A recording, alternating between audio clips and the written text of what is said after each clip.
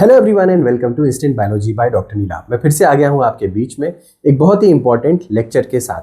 जैसा कि आपको पता है कि हमने पिछले दिनों अपनी एक नई लेक्चर सीरीज शुरू की थी जो कि आरडीटी या जेनेटिक इंजीनियरिंग के ऊपर थी, जिसमें कि पहला वीडियो ऑलरेडी जा चुका है, जिसमें हमने डीएनए पॉलीमरेज 1 के बारे में डिस्कस किया था। बहुत सारे लोगों ने उसका बहुत प्यार दिया, बहुत सारे मैसेजेस आए कि आप प्लीज़ इस सीरीज़ को कंटिन्यूअसली बनाते रहिएगा। तो जी हाँ, इस सीरीज़ को कंटिन्यूअसली इसमें नए नए लेक्चर्स ऐड किए जाते रहेंगे। तो आज का लेक्चर इसी सीरीज़ में आगे हम बढ़ेंगे और निक ट्रांसलेशन के बारे में बात करेंगे। याद रखिएगा, निक ट्रांसलेशन रिकम्बिनेंट डीएनए टेक्नोलॉजी के रेस्पेक्ट में भी बहुत इंपॉर्टेंट टॉपिक है और गेट सीएसआईआर वगैरह के एग्जामिनेशन में अक्सर पूछा जाता है। तो चलिए बिना देर किए हुए डिस्कस करते हैं निक ट्रांसलेशन। तो सबसे पहले तो आप ये सोच रहे होंगे कि आखिर इससे पहले वाले लेक्चर में हम लोगों ने डीएनए पॉलीमरेज 1 के बारे में बात की थी, सेकेंडली निक ट्रांसलेशन के बारे में बात करना क्यों ज़रूरी है। देखिए, डीएनए पॉलीमरेज 1 का ही एक, जिसको हम बोलते हैं एप्लीकेशन, है निक ट्रांसलेशन। तो निक ट्रांसलेशन समझने से पहले ये समझते हैं कि निक क्या होता है और फिर डीएनए पॉलीमरेज 1 का यूज़ देखेंगे। जी बहुत इंपॉर्टेंट है। और यहाँ पर भी हम जैसे पढ़ाता हूँ मैं, जैसे कि हैंड रिटन नोट्स के फॉर्म में, अपार्ट फ्रॉम दैट आपको लास्ट में पीवाईक्यूज़ भी सॉल्व करने का मौका मिलेगा। तो चलिए डिस्कस करते हैं। सबसे पहले तो ये पूछ लेते हैं कि ये निक क्या होता है। निक का मतलब होता है एक छोटा सा कट कर देना। किस चीज़ को कट करना?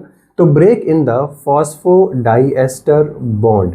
तो होता क्या है, आपको पता है कि एक जो न्यूक्लियोटाइड होता है वो दूसरे न्यूक्लियोटाइड से किस तरीके से जुड़ता है। अगर ये एक न्यूक्लियोटाइड कंसिडर करें और ये दूसरा न्यूक्लियोटाइड कंसिडर करें, अब ये तो बात आपको याद होगी कि न्यूक्लियोटाइड का मतलब क्या होता है। न्यूक्लियोटाइड में होते हैं शुगर मॉलिक्यूल, यानी कि अब ये अगर आप डीएनए की बात कर रहे हैं तो डीऑक्सीराइबोज शुगर हो गया, और अगर आरएनए की बात कर रहे हैं तो राइबोज शुगर हो गया। इसके अलावा यहाँ पे नाइट्रोजनस बेस भी पाया जाता है और एक पाया जाता है फॉस्फेट ग्रुप। तो याद रखिएगा कि एक न्यूक्लियोटाइड दूसरे न्यूक्लियोटाइड से कनेक्ट कैसे होता है। ये बॉन्ड जो पाया जाता है इसको बोलते हैं फॉस्फोडाइएस्टर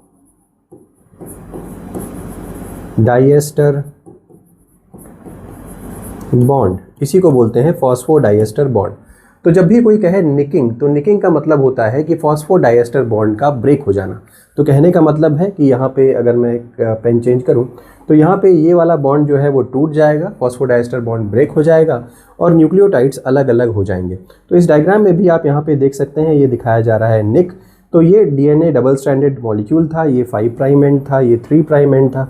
इसमें से किसी भी एक डीएनए के फ्रैगमेंट को या तो इसको काट दिया, इसको काट दीजिए, किसी को भी कट कर सकते हैं, और ये निक कर दिया, यहाँ से इसको कट कर दिया।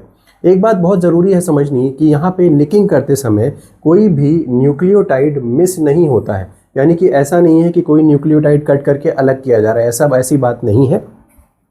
सिर्फ दो न्यूक्लियोटाइड, एक न्यूक्लियोटाइड मान लीजिए यहाँ पे है, इसको मैं एक न्यूक्लियोटाइड समझ ले रहा हूँ और एक न्यूक्लियोटाइड यहाँ पे है, इन दोनों के बीच में जो फॉस्फोडाइएस्टर बॉन्ड रहा होगा उसको कट कर दिया गया है। यहाँ पे कोई भी मिसिंग न्यूक्लियोटाइड नहीं पाया जा रहा, तो इसको बोलते हैं निक। उम्मीद है निक की परिभाषा या निक की डेफिनेशन आपको समझ में आई होगी। जल्दी से इसको कॉपी कर लीजिए या इसकी इमेज ले लीजिए। चलिए नेक्स्ट पेज की तरफ बढ़ते हैं और देखते हैं अगली स्लाइड। तो जैसा कि मैंने आपको बताया था कि डीएनए पॉलीमरेज 1 की जब मैं बात कर रहा था आपसे यहाँ पे डीएनए पॉलीमरेज 1, तो डीएनए पॉलीमरेज 1 की लास्ट लेक्चर अगर आपने नहीं देखा है तो उसको ज़रूर देख लीजिएगा, क्योंकि उसी से मैं यहाँ पे कनेक्ट कर रहा हूँ। डीएनए पॉलीमरेज 1 की 3 एक्टिविटीज़ के बारे में हमने डिस्कस किया था। पहली एक्टिविटी थी 5 prime to 3 prime polymerase activity, जिसके थ्रू नए नए न्यूक्लियोटाइड्स को ऐड किया जा रहा था after the 3 prime OH of the primer, है ना। प्राइमर के बाद उसको नए नए न्यूक्लियोटाइड्स को कंटिन्यूसली ऐड कर रहे थे, ठीक है। तो इसको बोलते थे पॉलीमरेज एक्टिविटी। दूसरी एक्टिविटी थी 3 prime to 5 prime exonuclease activity, जिसको हम लोग प्रूफ रीडिंग एक्टिविटी भी कह देते थे। प्रूफ रीडिंग एक्टिविटी भी कह देते थे। इस एक्टिविटी का क्या फ़ायदा था? प्रूफ रीडिंग एक्टिविटी से क्या मिल रहा था? प्रूफ रीडिंग एक्टिविटी से अगर कोई गलत न्यूक्लियोटाइड ऐड हो जा रहा था तो उसको हम लोग काट करके अलग कर दे रहे थे। ये भी फंक्शन डीएनए पॉलीमरेज 1 का ही था। जो लास्ट फंक्शन है डीएनए पॉलीमरेज 1 का, वो है 5 prime to 3 prime exonuclease activity. इसका क्या मतलब है? 5 prime to 3 prime exonuclease activity primer removal या डीएनए रिपेयर के काम आती है। तो यहाँ पे मैंने इसको डबल टिक मारा हुआ है। इसकी वजह ये है क्योंकि यही एक्टिविटी एक्चुअल में निक ट्रांसलेशन के लिए बहुत इंपॉर्टेंट रोल प्ले करती है। तो याद रखिएगा 5 prime to 3 prime exonuclease activity, इसी को हम लोग प्राइमर रिमूवल के नाम से भी जानते हैं। प्राइमर रिमूवल एक्टिविटी, या फिर इसको हम लोग रिपेयर करने के लिए भी इस्तेमाल करते हैं, ठीक है। तो अब यही एक्टिविटी, ये जो एक्टिविटी है 5 prime to 3 prime exonuclease activity, ये सबसे ज़्यादा इंपॉर्टेंट रोल प्ले करती है किसके अंदर, जब हम जो हमारे जो प्राइमर्स हैं, यानी कि जो हमारा निक है या जो हमारा डीएनए है, उसको रिमूव करने के काम आती है। निक ट्रांसलेशन में सबसे इंपॉर्टेंट रोल इसी का है। तो अभी इसी को आगे कंटिन्यू करने जा रहे हैं, अभी थोड़ा सा समय लगेगा बस। Only enzyme in prokaryotes with 5 prime to 3 prime exonuclease activity. याद रखिएगा, प्रोकैरियोट्स के अंदर एकमात्र ऐसा एंजाइम डीएनए पॉलीमरेज 1 ही है जिसके पास ये वाली 5 prime to 3 prime exonuclease activity होती है। बाकी एंजाइम्स के पास बाकी एक्टिविटी, ये दोनों एक्टिविटी तो मिल जाएगी आपको, लेकिन ये वाली एक्टिविटी एक्सक्लूसिवली डीएनए पॉलीमरेज 1 के अंदर ही मिलती है। चलिए, चाहे तो इसकी एक इमेज ले लीजिए। हालांकि ये पुराना जो मैंने पिछले लेक्चर में पढ़ाया था उसी को रिकॉल करवाया है। चलिए नेक्स्ट स्लाइड की तरफ बढ़ चलते हैं और देखते हैं व्हाट इज़ निक ट्रांसलेशन, क्योंकि हमारा जो आज का टॉपिक है वो निक ट्रांसलेशन है। अभी तक मैंने आपको बता दिया निक क्या होता है, डीएनए पॉलीमरेज 1 के बारे में थोड़ा सा इन्फॉर्मेशन रिकॉल करवाया। अब बात करते हैं निक ट्रांसलेशन क्या होता है। निक ट्रांसलेशन का मतलब होता है simultaneous removal of nucleotides ahead of nick plus addition behind it. कहने का मतलब ये हो गया, निक तो आपको समझ में आ गया होगा, तो साइमल्टेनियस का मतलब क्या होता है, साथ साथ। तो अगर हम कहें साथ, हिंदी में लिख देता हूं, साथ साथ, तो क्या चीज़ साथ साथ करनी है, simultaneous removal of the nucleotides ahead of the nick. Nick के आगे न्यूक्लियोटाइड्स जो प्रेजेंट हैं उनको काट के हटाते जाना, रिमूव करते जाना, और निक के जो पीछे न्यूक्लियोटाइड्स हैं वहाँ निक के पीछे जो स्पेस है उसको कंटिन्यूअसली फिल करते हुए चले जाना। तो निक के आगे अगर हम यहाँ पे दिखाने की कोशिश करें, ये, तो अगर हम यहाँ पे देखें तो ये पोर्शन क्या हो गया, ahead of nick, ahead of nick, और ये क्या हो गया, बिहाइंड निक। तो कहने का मतलब है जैसे जैसे ये आगे बढ़ता जाएगा हमारा डीएनए पॉलीमरेज 1, जो आगे के न्यूक्लियोटाइड्स हैं इनको रिमूव करते जाएंगे और पीछे से नए न्यूक्लियोटाइड्स को ऐड करते जाएंगे ताकि ये गैप जो है वो फिल हो जाए। ये कहने की कोशिश की जा रही है। अभी आगे भी दूसरे डायग्राम्स हैं जिनके थ्रू हम और अच्छी तरीके से इस चीज़ को समझ लेंगे।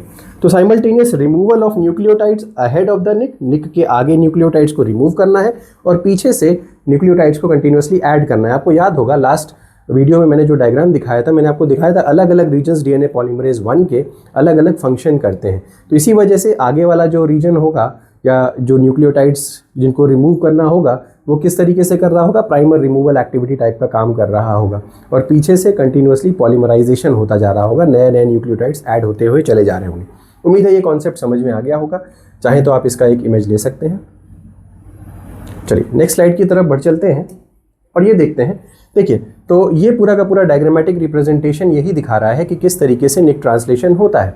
तो सबसे पहले तो हमें निक क्रिएट करना पड़ेगा। देखिए, निक क्रिएट करना या कट करना किसी भी एक स्ट्रैंड के ऊपर, ये काम आपके डीएनए पॉलीमरेज 1 का नहीं है। डीएनए पॉलीमरेज 1 न्यूक्लियोटाइड्स को रिमूव कर सकता है, लेकिन तभी जब निक ऑलरेडी क्रिएटेड हो। निक कौन क्रिएट करेगा, डीएनएज 1 नाम का एंजाइम निक क्रिएट करता है। अभी इसके बारे में हम बात नहीं करेंगे क्योंकि आगे के लेक्चर्स में अलग अलग एंजाइम्स के बारे में बात करनी है। तो डीएनएज 1 क्या करता है, एक डीएनए के स्ट्रैंड के ऊपर कट मार देगा। जैसे कि अगर मैं यहाँ पे बनाऊँ तो यहाँ पे डीएनएज 1 एक्ट करके इसको इस तरीके से कन्वर्ट कर देगा। ये निक बना दिया और दूसरा वाला स्ट्रैंड ऐसे बना हुआ है, ठीक है। तो यही इसी को आप क्या बोलते हो, निक बोल रहे हो। तो डीएनएज 1 ने निक क्रिएट कर दिया। अब आप देख सकते हो यहाँ पे 3 प्राइम OH फ्री हो गया। मैंने आपको बताया था डीएनए पॉलीमरेज 1 या कोई भी डीएनए पॉलीमरेज तभी काम कर सकता है जब उसके पास 3 प्राइम OH फ्री मौजूद हो। तो जैसे ही इसको फ्री 3 प्राइम OH मिला, डीएनए पॉलीमरेज 1 यहाँ पे आके बैठ जाएगा और इस फ्री 3 प्राइम OH को इस्तेमाल करता हुआ चला जाएगा। अब यहाँ पे आपको बस कुछ देखना है, DNTPs देने हैं या लेबल DNTPs देने हैं। लेबल DNTPs का मतलब क्या हो गया, बायोटेक्नोलॉजी में या रिकम्बिनेंट डीएनए टेक्नोलॉजी में अक्सर हमें ज़रूरत पड़ती है लेबल्ड स्ट्रैंड्स की। अब ये तो नॉर्मल डीएनए स्ट्रैंड है। अगर हमको जानना हो कि ये डीएनए स्ट्रैंड कहाँ पे है सेल के अंदर, तो हम नहीं जान सकते क्योंकि इसकी लोकेशन नहीं पता है। लेकिन यहीं अगर हम इन डीएनए स्ट्रैंड्स में ऐसे न्यूक्लियोटाइड्स ऐड कर दें जो कि रेडियो लेबल्ड हो, यहाँ पे लेबल्ड DNTPs का मतलब क्या हो गया, रेडियो लेबल्ड।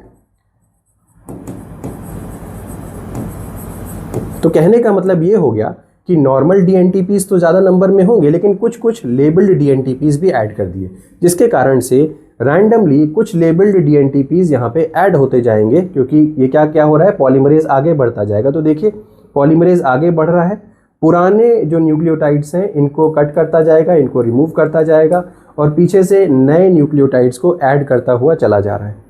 तो पुराने न्यूक्लियोटाइड्स देखिए डिग्रेडेड स्ट्रैंड हो गया, पुराने न्यूक्लियोटाइड्स को काट के हटा दिया और नए न्यूक्लियोटाइड्स ऐड करता जा रहा है। और ऑब्वियसली यहाँ पे कुछ नए न्यूक्लियोटाइड्स में कुछ रेडियो लेबल्ड न्यूक्लियोटाइड्स होंगे, जिसकी वजह से हमारा ये स्ट्रैंड क्या हो गया, लेबल्ड हो गया। यानी कि इसको जहाँ जहाँ हम चाहेंगे हम इसको विजुलाइज कर सकते हैं, चेकआउट कर सकते हैं। तो ये पूरा का पूरा डायग्रामेटिक रिप्रेजेंटेशन हो गया। इसकी एक बार इमेज ले लीजिए, फिर हम लोग आगे बढ़ते हैं। ओके चलिए, तो ये भी क्लियर हो गया होगा। नेक्स्ट स्लाइड की तरफ बढ़ते हैं, मैकेनिज्म। तो अब आपको समझ में आ गया, सबसे पहले क्या किया, निक प्रेजेंट इन डीएनए, डीएनए में निक डाला, किसने किया ये काम, डीएनएज ने। ठीक है, नेक्स्ट डीएनए पॉलीमरेज 1 ने आकर के बाइंड किया और डीएनए पॉलीमरेज 1 ने क्या किया, 3 प्राइम OH जो एंड था इसका इस्तेमाल करने लगा। अब यहाँ से क्या हुआ, 5 prime to 3 prime exonuclease activity शुरू हो गई, जिसकी वजह से न्यूक्लियोटाइड्स कंटिन्यूअसली रिमूव होने लगे। जो आगे वाले न्यूक्लियोटाइड्स थे वो रिमूव होने लगे और 5 prime to 3 prime polymerase activity की वजह से पीछे वाले न्यूक्लियोटाइड्स जो थे वो कंटिन्यूअसली ऐड होने लगे, जैसा कि मैंने डायग्राम में आपको दिखाया था। ठीक है, इसकी इमेज ले सकते हैं। ओके चलिए, यहाँ पर दूसरा डायग्राम भी यहाँ पे दिख रहा है। तो ये निक है, निक के बाद यहाँ पे bind E coli DNA polymerase 1, obviously ये बैक्टीरिया के अंदर ही पाया जाता है। तो देखिए डीएनए पॉलीमरेज 1 यहाँ पे आकर के बाइंड किया, पीछे से जो जितने भी आगे वाले डीएनए थे वो सारे के सारे रिमूव होते जा रहे हैं। तो simultaneous degradation of DNA ahead of nick and synthesis of DNA behind the nick, आगे वाले निक से आगे वाले न्यूक्लियोटाइड्स डिग्रेड और पीछे से ऐड करते हुए चले जा रहे हैं। तो यही कॉन्सेप्ट यहाँ पे निक ट्रांसलेशन का है। तो ये भी डायग्राम बेसिकली वही चीज़ दिखा रहा है। अब आगे बढ़ते हैं, जब फाइनली हम उस डीएनए के पोर्शन को रिप्लेस कर देते हैं या उतना नया रीजन ऐड कर देते हैं, तो जो बाकी बचा हुआ जो निक का पोर्शन था, जैसे कि डायग्राम के थ्रू अगर मैं यहाँ दिखाऊं, तो अब या और दूसरे डायग्राम में दिखाता हूँ, वहाँ ज़्यादा बेहतर समझ में आएगा। अब देखिए यहाँ से यहाँ तक हमने नया स्ट्रैंड ऐड कर दिया। अब क्या करना होगा, डीएनए पॉलीमरेज यहाँ से रिमूव हो जाएगा और इस पोर्शन को लाइगेज आकर के फिल कर देगा, क्योंकि ये पोर्शन इस तरीके का है ना, यहाँ पे बीच में गैप टाइप का है, इसको लाइगेज आकर के फिल कर देगा। गैप नहीं है मतलब फॉस्फोडाइस्टर बॉन्ड नहीं है, उसको दोबारा से फॉर्म करना है तो लाइगेज आकर के फॉर्म कर देगा। ठीक है, तो ये क्लियर हो गया होगा, उम्मीद है कि ये समझ में आ गया होगा आपको। चलिए अब नेक्स्ट स्लाइड की तरफ बढ़ चलते हैं, जस्ट अ मिनट। चलिए, तो ये हो गया, ये समझ में आ गया होगा। नेक्स्ट स्लाइड की तरफ बढ़ चलते हैं, ये भी क्लियर हो गया या। तो nick sealed by DNA ligase removal, अब क्या हो गया, nick sealed by DNA ligase, ये चीज़ क्लियर हो गई। Next removal of RNA primers. अब देखिए इसका एप्लीकेशन क्या है, जो निक ट्रांसलेशन की एक्टिविटी है इससे कहाँ पे इसका यूज़ होता है। सबसे पहले तो रिमूवल ऑफ आरएनए प्राइमर्स। आपको पता है कि आरएनए प्राइमर्स जो है वो खास तौर पे जो लैगिंग स्ट्रैंड है वहाँ पे बहुत सारे आरएनए प्राइमर्स अटैच रहते हैं, तो उनको रिमूव करने का काम जो है वो यहाँ से होता है। डीएनए रिपेयर में कई बार इसका इस्तेमाल हो जाता है, डीएनए पॉलीमरेज 1 का, और ख़ास तौर पे लेबलिंग ऑफ डीएनए, ये बायोटेक्नोलॉजी में मेजर एप्लीकेशन होता है और इसी पे बहुत बार क्वेश्चन आता है। समझ में आ गया होगा ये चीज़ क्लियर। चलिए अब आगे बढ़ चलते हैं, इसका इमेज ले लीजिए चाहे तो। ओके, अब कुछ क्वेश्चंस देख लेते हैं जो PYQs हैं, अलग अलग एग्जामिनेशन में पूछे गए हैं इस कॉन्सेप्ट के ऊपर, समझते हैं। सबसे पहले तो निक ट्रांसलेशन इन्वॉल्व्स, निक ट्रांसलेशन किस चीज़ कौन सी एक्टिविटी को इन्वॉल्व करता है। 3 prime to 5 prime exonuclease activity, ये प्रूफ रीडिंग एक्टिविटी है, इसको नहीं इन्वॉल्व करता। 5 prime to 3 prime exonuclease activity को इन्वॉल्व करता है, हेलिकेज अलग है, लाइगेज अलग है। तो ये चीज़ क्लियर हो गई होगी। Next, during nick translation DNA is unbound, nucleotides are added only, nick shifts position and DNA is degraded completely. तो अब यहाँ पे क्या हो रहा है, जो निक होता है वो अपनी पोजीशन शिफ्ट करता चला जाता है, आगे की तरफ कंटिन्यूअसली मूव कर रहा है और आगे वाले न्यूक्लियोटाइड्स हटाते जा रहे हैं, पीछे से नए न्यूक्लियोटाइड्स ऐड करते हुए चले जा रहे हैं। तो यहाँ पे क्या हो रहा है, निक शिफ्ट्स पोजीशन। ठीक है, तो डीएनए इज डिग्रेडेड कंप्लीटली, ऐसा भी कुछ नहीं होता था। न्यूक्लियोटाइड्स आर एडेड ओनली, नहीं, न्यूक्लियोटाइड्स को रिमूव भी किया जाता है। डीएनए इज अनबाउंड, इस तरीके की कोई बात नहीं पड़ी थी। निक शिफ्ट्स पोजीशन, तो जहाँ पे निक था ओरिजिनली वहाँ से हटता चला जाता है, ये भी हमारा कॉन्सेप्ट हो गया। Next, nick translation is used in PCR, DNA labeling, restriction digestion या ट्रांसक्रिप्शन। ऑब्वियसली डीएनए लेबलिंग में ये प्रोसेस यूज़ होता है। अगली स्लाइड की तरफ बढ़ते हैं। Removal of RNA primers in prokaryotes involves. तो ये बेसिकली डीएनए पॉलीमरेज 1 की ही एक एक्टिविटी है। जब आरएनए प्राइमर्स को आप रिमूव कर रहे होते हैं तो DNA polymerase 1 5 prime to 3 prime exonuclease activity का इस्तेमाल करता है और यही एक्टिविटी यूज़ होती है लेबलिंग में भी। ठीक है, चलिए, तो ये चीज़ हो गई, हमारा ये कॉन्सेप्ट खत्म हो गया। उम्मीद है कि ये वीडियो आपको पसंद आया होगा। अगर वीडियो पसंद आया तो ज़रूर लाइक करिएगा, चैनल को सब्सक्राइब करना ना भूलिएगा और ये बताइएगा कि प्लेलिस्ट कैसी लग रही है आपको और आप आगे क्या क्या पढ़ना चाहेंगे। Thank you so much, have a good day.